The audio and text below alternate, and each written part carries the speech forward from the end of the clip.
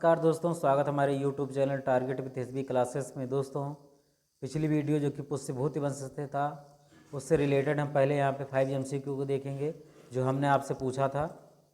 Comment box में इसका answer आपको बताना था। उसके बाद हम देखेंगे राजपूत काल, 7वीं से 11वीं शताब्दी के बीच राजपूत काल, इसके बारे में पढ़ेंगे हम दोस्तों। यहाँ पे जो इनके प्रमुख वंश, प्रतिहार वंश, गढ़वाल वंश, चौहान वंश, चंदेल वंश, परमार वंश, पाल वंश, और इनकी शासन व्यवस्था कैसी थी, सामाजिक व्यवस्था कैसी थी, कला क्या थी इनकी, ठीक है, किन किन मंदिरों का निर्माण करवाया, चंदेल वंश ने कौन कौन से मंदिरों का निर्माण करवाया, इनकी शिक्षा एवं साहित्य क्या थी, मंदिर कैसे बनाते थे, इन सब के बारे में डिटेल में जानकारी प्राप्त करेंगे। उसके बाद में हम 5 MCQ को यहाँ पे देखने वाले हैं, जो कि आपको इसका आंसर कमेंट बॉक्स में बताना है। तो आइए दोस्तों, शुरू करते हैं बिना देरी के।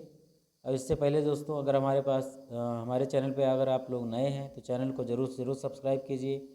दोस्तों के बीच में व्हाट्सएप ग्रुप पर शेयर कीजिए। अपने हर ज़रूरतमंद के पास दोस्तों ये वीडियो पहुंचनी चाहिए ताकि सबका भला हो सके। आइए देखते हैं दोस्तों। तो पहला क्वेश्चन है दोस्तों, ह्वेन-सांग किसके शासनकाल में आया था? ह्वेन-सांग किसके शासनकाल में आया था? राज्यवर्धन, हर्षवर्धन, प्रभाकर वर्धन या इनमें से कोई नहीं?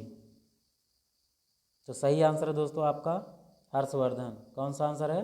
हर्षवर्धन।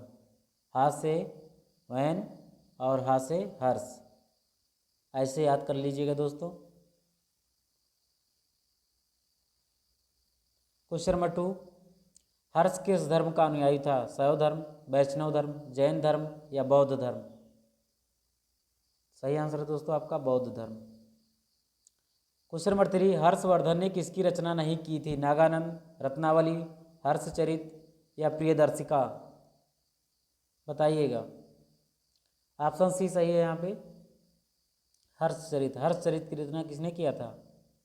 बाणभट्ट ने। किसने? बाणभट्ट ने। क्वेश्चन नंबर 4, ह्वेन-सांग भारत में लगभग कितने वर्षों तक रहा? 13 वर्ष, 18 वर्ष, 15 वर्ष या 16 वर्ष? तो सही आंसर दोस्तों आपका लगभग 15 वर्ष रहा था। क्वेश्चन नंबर 5, हर्षवर्धन अपनी धार्मिक सभा कहाँ करता था? उज्जैन, कन्नौज, थानेश्वर या प्रयाग?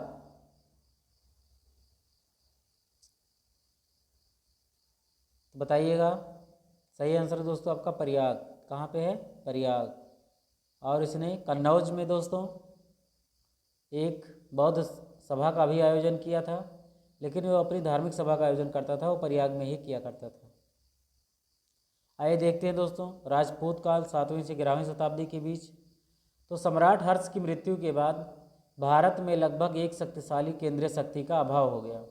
हर्ष की मृत्यु के बाद जो एक पावरफुल सेंट्रल लेवल पर एक जो पावरफुल शक्ति होनी चाहिए, ठीक है, सभी को एक केंद्र के रूप में, सबको एक पिरो करके एक धागे के रूप में रखना, क्या हो गया? असंभव सा हो गया। केंद्रीय शक्ति के अभाव में छोटे छोटे राज्यों का क्या हो गया? अभ्युदय हो गया, यानी कि उनका उदय हो गया। वो अपने आप को स्वतंत्र घोषित करने लगे। इन सभी राज्यों के संस्थापक कौन थे? प्रायः राजपूत थे। कौन थे? राजपूत। राजपूत सत्ता के लिए आपस में संघर्ष करते रहते थे, यानी कि आपस में ही वो लड़ते रहते थे। अब राजपूतों की उत्पत्ति कैसे हुई, आइए देखते हैं।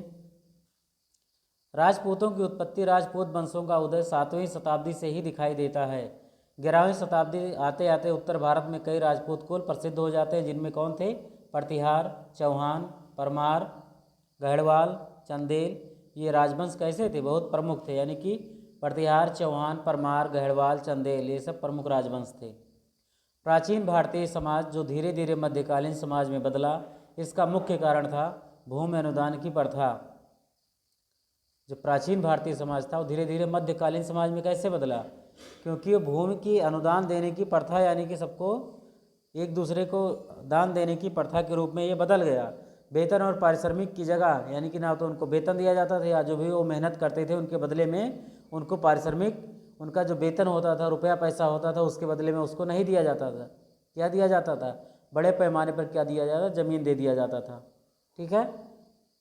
इससे राजा को यह सुविधा होती थी कि करों की वसूली करने और शांति व्यवस्था बनाए रखने का भार अनुदान प्राप्त करने वालों के ऊपर चला जाता था। परंतु इससे राजा की शक्ति बहुत ही घटने लगी। क्या हो गई? घटने लगी। जब क्या होगा, इनकम तो उतनी है नहीं और तुम जमीन भी जब देते जा रहे हो, बांटते जा रहे हो, तो क्या होगा? तुम्हारी शक्ति घटेगी ही। ऐसे ऐसे क्षेत्र बन गए जो राजा के नियंत्रण से बहुत दूर थे।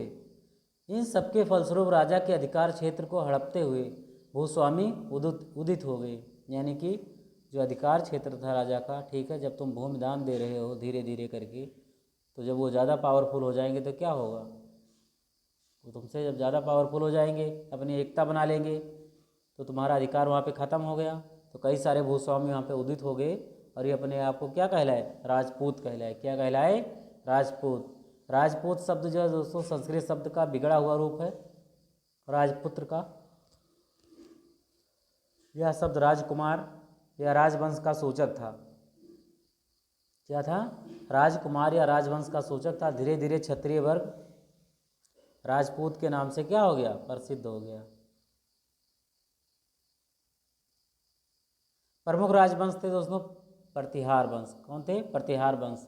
अब प्रतिहार वंश में जो दोस्तों शासक हुए हैं, नागभट्ट प्रथम 730 ईस्वी से 756, वत्सराज 778 से 805 ईस्वी तक, नागभट्ट द्वितीय 805 ईस्वी से 833 ईस्वी तक, मिहिर भोज 836 ईस्वी से 882 ईस्वी तक, महेंद्रपाल 885 ईस्वी से 910 ईस्वी तक। तो ये अपने आप को क्या किए? यहाँ पे शासन किए। इस वंश को गुर्जर प्रतिहार वंश भी कहते हैं। क्या कहते हैं? गुर्जर प्रतिहार वंश भी कहते हैं। याद रखिएगा। इस वंश का सबसे शक्तिशाली सम्राट जो था, ठीक है, वो कौन था? नागभट्ट प्रथम। सबसे शक्तिशाली शासक क्या था? नागभट्ट प्रथम। इन्होंने प्रतिहारों का राज्य विस्तार किया, साथ ही अरबों को सिंध से आगे बढ़ने से रोक दिया। यानी कि अरबवासी जो है इसी समय क्या हुए? आक्रमण करने के लिए आतुर थे, बहुत ज़्यादा उत्सुक थे। ठीक है, तो इन्होंने क्या कर दिया? अरबों को सिंध से आगे बढ़ने से किसने रोका? प्रतिहार वंशों ने। प्रतिहार शासक महेंद्रपाल के इस दरबार में सुप्रसिद्ध रचनाकार जो थे राजशेखर, कौन थे? राजशेखर निवास करते थे। अब आइए देखते हैं दोस्तों गहड़वाल वंश। क्या नाम है? गहड़वाल वंश। गहड़वाल वंश के संस्थापक थे चंद्रदेव। कौन थे? चंद्रदेव। गहड़वालों ने अपनी राजधानी कन्नौज को बनाया, जबकि काशी इनकी दूसरी राजधानी थी। तो इनकी दो राजधानियां थीं, पहली कन्नौज और दूसरी काशी। इस वंश के शासक गोविंद चंद्र ने अनेक तुर्क आक्रमण को क्या कर दिया? विफल कर दिया। इस वंश का अंतिम शासक था जयचंद। कौन थे? जयचंद, जिसने मोहम्मद गौरी ने चंदावर के युद्ध में पराजित किया था। ठीक है, इंपॉर्टेंट क्वेश्चन है दोस्तों। चंदावर का युद्ध किनके बीच में हुआ था? मोहम्मद गौरी और जयचंद के बीच में, और जयचंद को हार का सामना करना पड़ा था। चंद्रदेव दोस्तों 1080 ईस्वी से 1085 ईस्वी तक, गोविंद चंद 1114 से 1154 ईस्वी तक, विजय चंद 1156 ईस्वी से 1170 ईस्वी तक, जयचंद 1170 से 1194 ईस्वी तक। ठीक है, इन्हीं की पुत्री का नाम था संयोगिता। क्या नाम था? संयोगिता। और इसी को भगा कर ले गए थे कौन? पृथ्वीराज चौहान, पृथ्वीराज तृतीय, जिसके बीच में, इस राजा के बीच में और पृथ्वीराज चौहान के बीच में क्या हो गया? अनबन हो गई, और इसी कारण मोहम्मद गौरी मैदान मार ले गया। नहीं तो दोनों अगर एक होते तो ये कुछ ना कर पाते, और भारत में जो मुस्लिम सत्ता है स्थापना वो ना हो पाता। ठीक है, तो ये बहुत बड़ी कमी थी। आपस में ये लोग दोनों लोग क्या हो गए? मनमुटाव हो गया कि तुमने हमारी बेटी का हरण कैसे कर लिया, कैसे भगा कर ले गए, जबकि इनकी पुत्री जो है उससे बहुत ज़्यादा प्रेम करती थी। तो यही वजह था दोस्तों, जिसकी वजह से मोहम्मद गौरी जो है दोनों युद्धों को जीत पाया। तराइन का द्वितीय युद्ध जीता और उसके बाद जयचंद को हरा दिया। तो धीरे धीरे फोड़ने की प्रथा होती है। चौहान वंश, क्या देखेंगे? चौहान वंश अजमेर या दिल्ली के बीच में प्रसिद्ध था। इस वंश की स्थापना किसने किया था? वसुदेव ने किया था। प्रारंभ में ये अजमेर से शासन करते थे, बाद में दिल्ली को इन्होंने अपनी राजधानी बनाया। इसी के साथ दिल्ली भारत में सत्ता का केंद्र बन गई। इस वंश का सबसे प्रतापी शासक था पृथ्वीराज तृतीय। कौन था? पृथ्वीराज तृतीय था। पृथ्वीराज चौहान ने तराइन के प्रथम युद्ध में 1191 ईस्वी में मोहम्मद गौरी को पराजित किया था। तो पहले युद्ध में तो पृथ्वीराज चौहान ने मोहम्मद गौरी को हराया था, लेकिन 1192 ईस्वी में जो तराइन का द्वितीय युद्ध हुआ था उसमें मोहम्मद गौरी ने पृथ्वीराज को हरा दिया था। उसके बाद जयचंद को हराया था।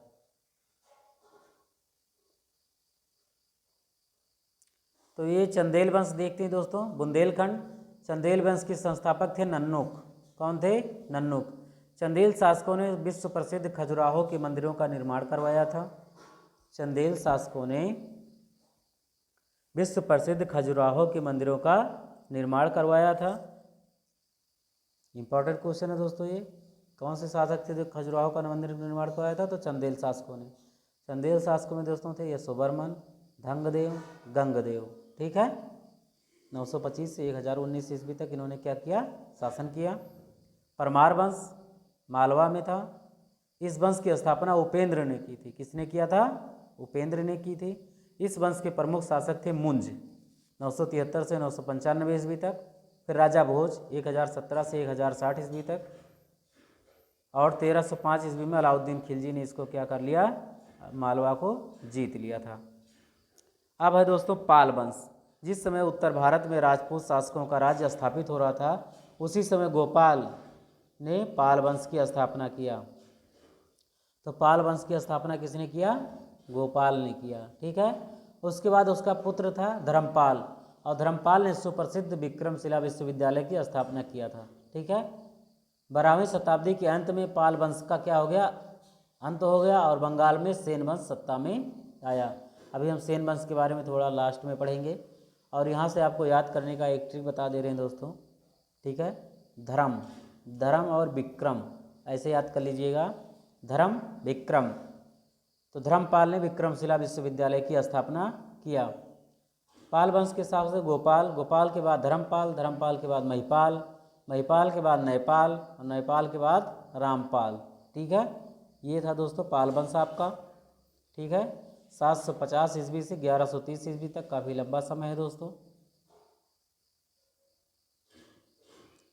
राजपूत कालीन समाज कैसा था दोस्तों? आइए देखते हैं। शासन व्यवस्था इस समय से सामंती व्यवस्था की शुरुआत होने लगी थी, जिसमें सामंत जो है राजा प्रत्येक वर्ष एक निश्चित आय अधिपति को देते थे। ठीक है। जो सामंत राजा थे प्रत्येक वर्ष एक निश्चित आय अधिपति को देते थे, यानी कि जो इनके स्वामी होते थे।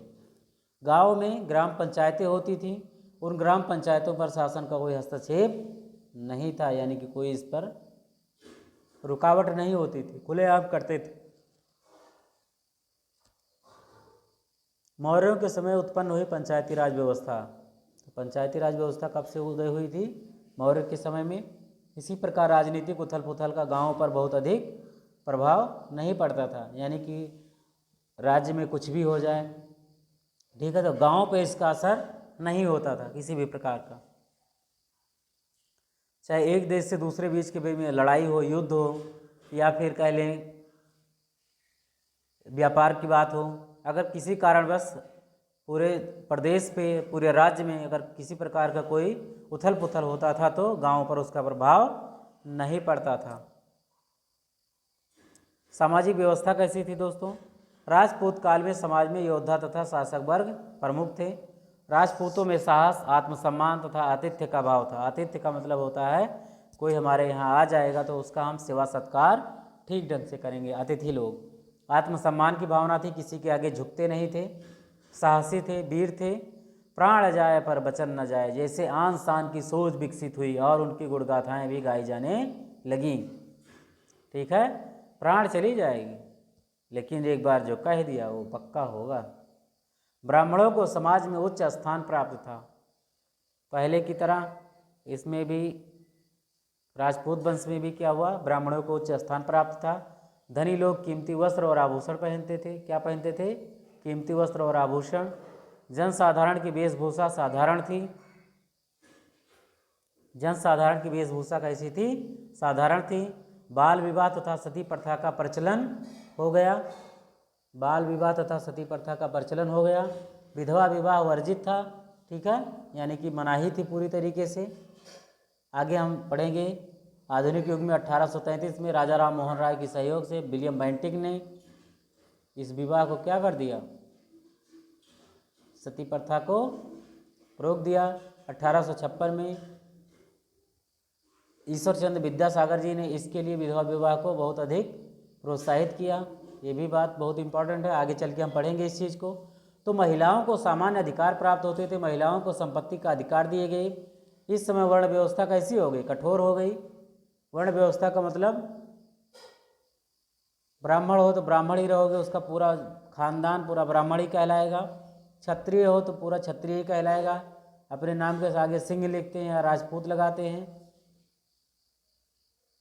व्यापारी लोग गुप्ता लिखते हैं। ऐसे ऐसे समाज में जैसे पहले था, ठीक है, आज भी वही चला आ रहा। बहुत ज़्यादा कठोर हो गया। दूसरे धर्मों में कहने का मतलब प्रवेश नहीं कर सकते थे, जिसके कारण लोगों की मानसिक सोच क्या हो गई? संकुचित हो गई। यानी कि ये पहले के समय में भी और अब भी ये बात कहीं ना कहीं सही नहीं है। वर्ण व्यवस्था जो जिस कैटेगरी में है उसको वही जो है रखना चाहिए। कला, राजपूत के समय में लड़ाई में व्यस्त रहने के साथ ही कला एवं साहित्य में भी रुचि रखते थे। इन्होंने प्रतिष्ठा सूचक क्या बनवाया? भव्य दुर्ग बनवाया। दुर्ग क्या करते थे? दुर्ग जो थे कोई जैसे किला कह सकते हो, ठीक है, उस कोई बाहर से अगर आक्रमण करने वाला होता था तो आसानी से प्रवेश नहीं कर पाता था। यही दुर्ग क्या करते थे? रक्षा करते थे। वहाँ पे सैनिक लोग तैनात रहते थे। तथा मंदिरों का निर्माण करवाया, जिसको देखने के लिए आज भी हजारों विदेशी पर्यटक आते हैं। देश विदेश के लोग भी जाते हैं यहाँ पे देखने के लिए, और इससे रेवेन्यू कलेक्ट होता है। उत्तर भारत के राजाओं ने कई भव्य मंदिरों का निर्माण करवाया, जैसे भुवनेश्वर का लिंगराज मंदिर। क्या है? भुवनेश्वर का लिंगराज मंदिर। भुवनेश्वर कहाँ दोस्तों? उड़ीसा में है। कहाँ पे? उड़ीसा में है। इसका निर्माण राजपूत वंश के शासकों ने करवाया था। अब आइए देखते दोस्तों चंदेल वंश।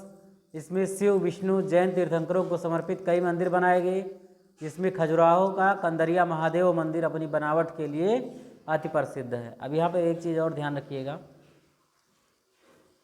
खजुराहो का कंदरिया महादेव मंदिर किस वंश के शासकों ने बनवाया था? तो ये चंदेल वंश के शासकों ने बनवाया था। किसने? चंदेल वंश के शासकों ने। 4 ऑप्शन बना के दे देगा। गुर्जर प्रतिहार वंश, चंदेल वंश, गढ़वाल वंश, परमार वंश। 4 ऑप्शन दे देगा। राष्ट्रकूट वंश। इसी में कंफ्यूज हो जाएंगे तो आपको याद रखना है, आप इसको याद कर सकते हैं, चक, ठीक है। इसको मान लीजिए कद्दू।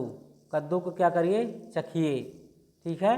तो ऐसे याद कर लीजिएगा। चा से चंदेल, खा से खजुराहो और का से या कद्दू से कंदरिया महादेव मंदिर लगा लीजिएगा, ठीक है। ऐसे आप लोग याद कर लीजिएगा।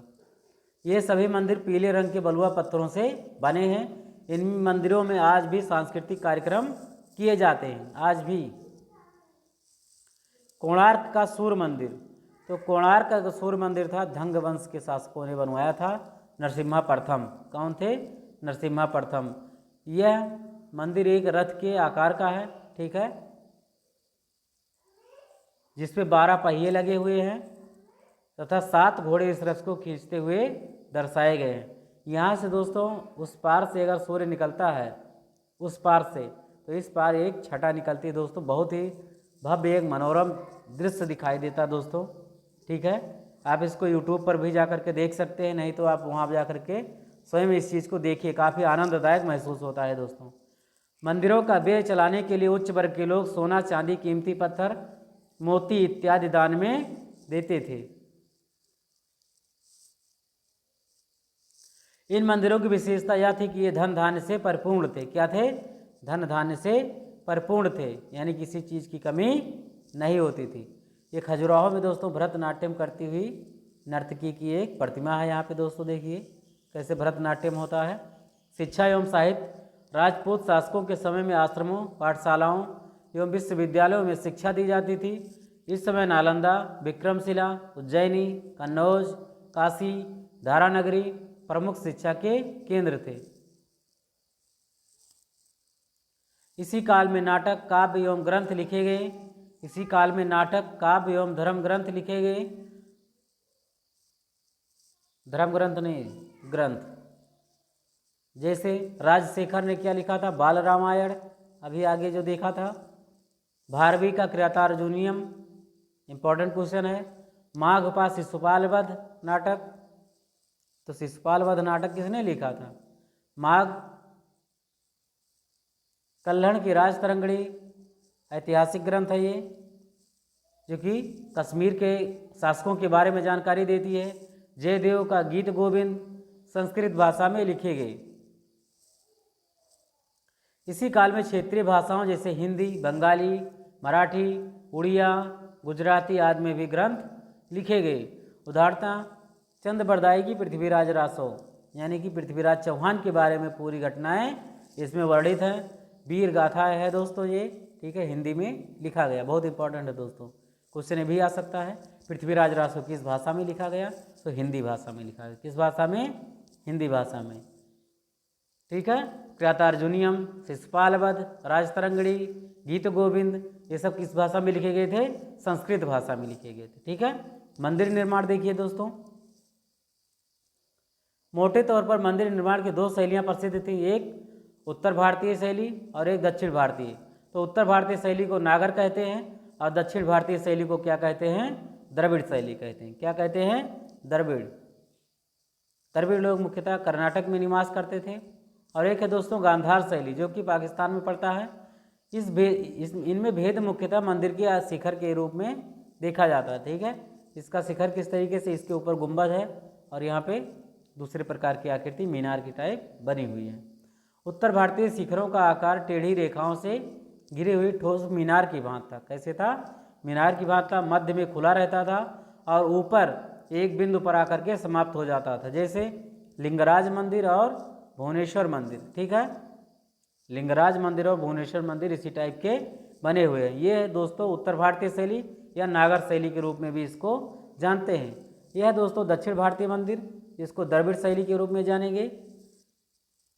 दक्षिण भारतीय शिखर पिरामिड की तरह होते थे, जिनमें कई उपखंड बने होते थे, ठीक है। कई कई खंडों में ये विभाजित था, ठीक है। और इसमें ऊपर की ओर अपने नीचे वाले खंड से छोटा होता जाता था, यानी कि जो सब नींव होती थी वो सबसे ज़्यादा बड़ी, फिर उसके ऊपर छोटी, फिर उसके ऊपर छोटी, ऐसे एक तरीके से गुंबद के रूप में बढ़ता जाता था।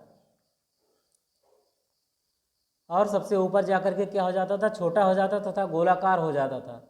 दक्षिण भारत के मंदिरों में स्तंभों का मुख्य स्थान है, जबकि उत्तर भारत के मंदिरों में इनका अभाव दिखाई देता है, यानी कि खंभों के रूप में ये बना है दक्षिण भारतीय, लेकिन उत्तर भारत के मंदिर में ऐसा देखने को नहीं मिलता। मंदिर को बनाने के लिए कारीगर पत्थर को जमाने के लिए चूने व गारे का घोल इस्तेमाल नहीं करते हैं।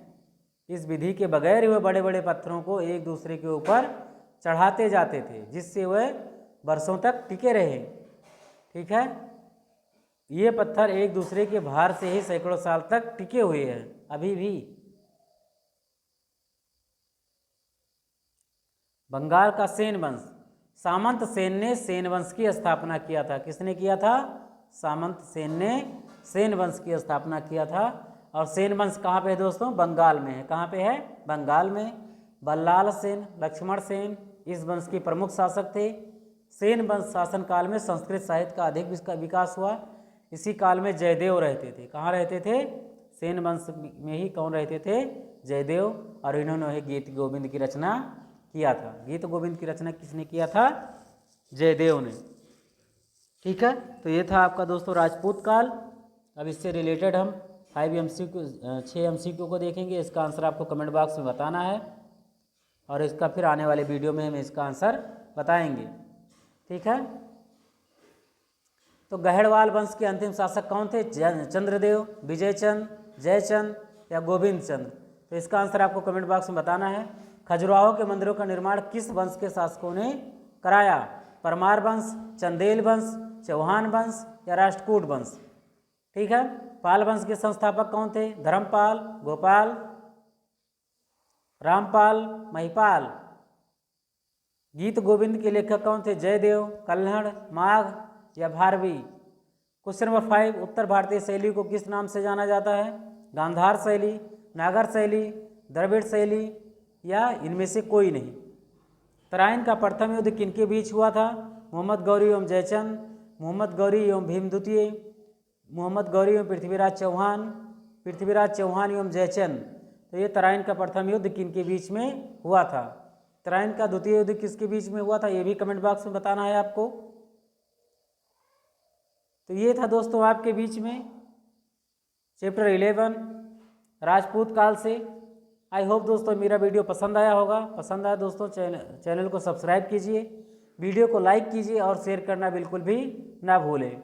हम आपके बीच में ऐसे ही महत्वपूर्ण वीडियो लाते रहेंगे। ये वीडियो आपका दोस्तों बीपीएससी शिक्षक भर्ती जूनियर लेवल के लिए और माध्यमिक लेवल के लिए दोनों के लिए काफ़ी इंपॉर्टेंट है, लेकिन जूनियर लेवल के लिए वीडियो काफ़ी रामबाण है एकदम तरीके से। लेकिन दोस्तों इतिहास कई सारे एग्जामों में और भी पूछा जाता है, वनडे एग्जाम हो गया हो या पीसीएस का हो, आईएएस का हो। जब आपका बेस मजबूत रहेगा तो आपको क्वेश्चन भी समझ में आएगा। तो सभी एग्जाम के लिए दोस्तों काफ़ी इंपॉर्टेंट है ये। तो लगातार दोस्तों चैनल पर बने रहिएगा। Thanks for watching. मिलते हैं दोस्तों नेक्स्ट वीडियो में बहुत जल्द। बहुत बहुत धन्यवाद। जय हिंद।